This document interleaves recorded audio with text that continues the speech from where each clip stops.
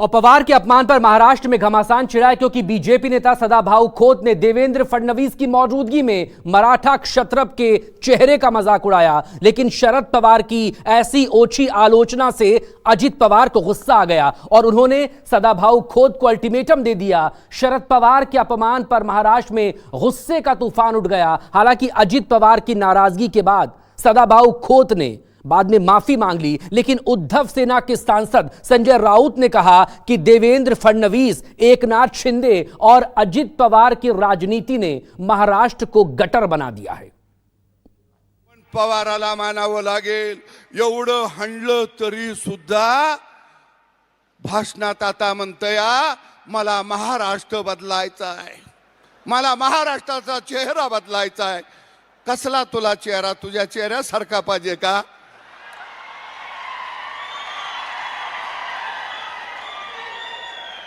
तुला कसला चेहरा पाहिजे? अरे या महाराष्ट्रातल्या गावगाड्यातल्या माणसाच्या चेहऱ्यावरती अरे हास्य फुलवायचं काम जर कुणी केलं असेल तर ते फक्त देवेंद्र फडणवीस यांनी केलेला आहे। आणि म्हणून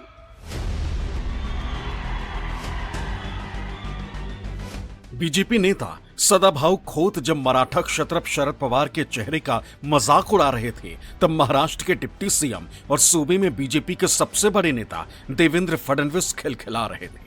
खोत ने शरद पवार के चेहरे के जरिए उनकी बीमारी का भी मजाक बनाया, लेकिन फडणवीस से उन्हें टोका तक नहीं किया। सियासत की इस नीचता ने महाराष्ट्र की पूरी सियासत को हिला दिया। शरद पवार की पार्टी इस पर कुछ कहती, इससे पहले उद्धव सेना के सिपह सालार संजय राउत ने बीजेपी के खिलाफ मोर्चा खोल दिया। ऐसे नेता जो महाराष्ट्र का है, महाराष्ट्र से है, हम उनका आदर करते हैं, उनके पैर छूते हैं, लेकिन देवेंद्र फडणवीस के दो जो है, हाँ, वो हमेशा इस गंदगी से भूंकते हैं, चाहे शरद पवार साहब हो चाहे और नेता हो। महाराष्ट्र को शर्म आती है।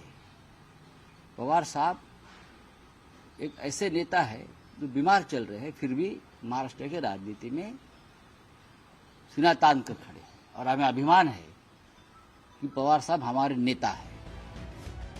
शरद पवार की शख्सियत को सियासत का बरगद बताते हुए संजय राउत ने इल्जाम लगाया कि फडणवीस, शिंदे और अजित पवार की राजनीति ने महाराष्ट्र को गटर बना दिया।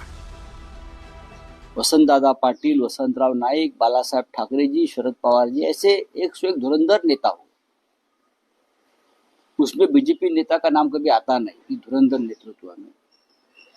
इसलिए कि ये सभी नेता ने इस राज्य की राजनीति में अपना संयम नहीं खोया, भाषा का इस्तेमाल जिस तरह से किया कि क्रिटिसाइज तो किया लेकिन किसी को दुख नहीं दिया, किसी के व्यंग के ऊपर कभी टिप्पणी नहीं की। लेकिन जब से देवेंद्र फडणवीस और वहां मोदी जी के हाथ में राजनीति आई है, तब से ये लोगों ने राजनीति का गटार बना दिया है। बवाल बढ़ा तो अजित पवार की टेंशन बढ़ी। बारामती से विधायकी के लिए किस्मत आजमा रहे अजित पवार मीडिया से मुखातिब हुए। दलील ये कि उन्हें अपनी सहयोगी पार्टी के नेता सदाभाऊ खोत का बयान अच्छा नहीं लगा और उनसे खेद जताने को भी कह दिया। कुणीच कुणाच्या बद्दल बोललं नाही पाहिजे। तुम्हाला काय भूमिका मांडायची ती मांडा ना। तुमची विचारधारा, इतरांची विचारधारा वेगवेगळी असू शकते, मतमतांतर असू शकतं, परंतु ते मतमतांतर मांडत असताना काहीतरी त्याला ताळमेळ तरी असला पाहिजे। आणि हे अतिशय निंदनीय प्रकार आहे, म्हणजे त्याला म्हणतो ना आपण विनाशकाली विपरीत बुद्धी, त्यातला प्रकार आहे।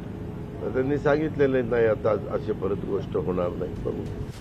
अजित पवार के एक्टिव होने के बाद सदाभाऊ खोत ने अपने बयान के लिए माफी मांग ली और बयान वापस भी ले लिया, लेकिन कहते हैं कि बात जबान से और तीर कमान से निकलने के बाद वापस तो होती नहीं, लिहाजा जो नुकसान होना था हो गया। शरद पवार के पोते रोहित पवार से चाचा का अपमान सहा नहीं गया। सोशल मीडिया प्लेटफॉर्म एक्स पर अपने पोस्ट में रोहित पवार ने लिखा, सदाभाऊ प्रदेश की राजनीति में एक विकृति है और प्रदेश में ऐसे कई भारी के राजनीतिक विकृतियों को बढ़ावा देने का काम माननीय करते हैं। एक बार फिर यह साफ हो गया है कि ये काम देवेंद्र फडणवीस ने किया। सदाभाऊ के मुंह से निकले कीचड़ का उचित जवाब दिए बिना समय नहीं रहेगा। मैं आदरणीय शरद पवार महोदय के बारे में उनके बयान की कड़ी निंदा करता हूं और अपील करता हूं कि ऐसे विकृति को महाराष्ट्र की राजनीति से बाहर कर देना चाहिए। लोगों को सोचना चाहिए कि 2014 के बाद से महाराष्ट्र में ये अव्यवस्था क्यों बढ़ रही है और इसके पीछे कौन है। दरअसल बीजेपी ये बात बखूबी जानती है कि महाराष्ट्र में महाविकास अघाड़ी का सबसे बड़ा कद शरद पवार ही है और उनकी शख्सियत को कमजोर किए बिना महाराष्ट्र में एमवीए को हराना बहुत मुश्किल है। लेकिन सदाभाऊ और फडणवीस को शायद ये नहीं पता कि इस तरह के अपमानजनक हमले से शरद पवार कमजोर नहीं बल्कि और मजबूत ही होंगे। शरद पवार के लिए सहानुभूति की ऐसी लहर चलेगी जिससे पार पाना महायुति के लिए बेहद कठिन हो जाएगा। Bureau report, news 24।